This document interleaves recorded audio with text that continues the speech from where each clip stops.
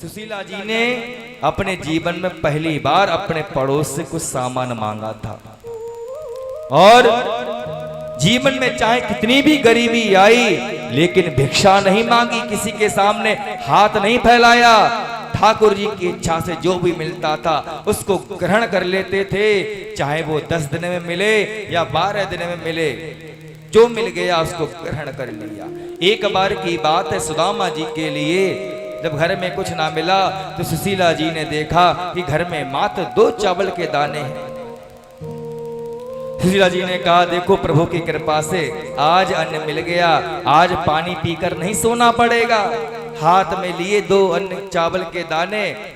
लक्ष्मी मैया कहने लगी, हे प्रभु, हे नारायण, आप तो सब कुछ देने में सामर्थ्य हैं। देखो आपका मित्र जो है इतनी गरीबी है, 2 चावल के दाने हैं, देखो देखो करता क्या है।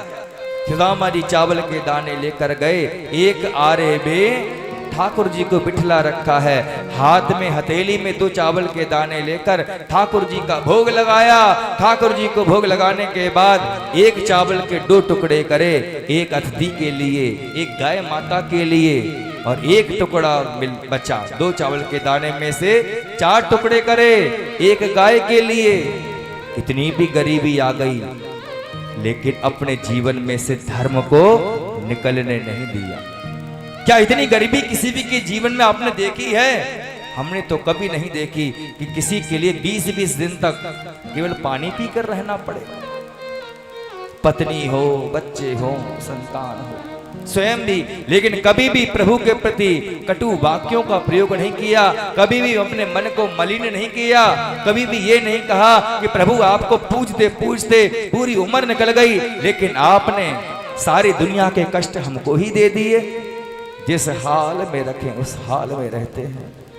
2 चावल के टुकड़े के 2 चावल के 4 टुकड़े करे, एक गाय माता के हिस्से का निकाल दिया, एक अतिथि के हिस्से का निकाल दिया, एक कुत्ते के हिस्से का निकाल दिया, 1 टुकड़ा बचा चावल का। इसको खुद खाएं या पत्नी को खिलाएं या बच्चों को खिलाएं। इसे कहते हैं असली गरीबी।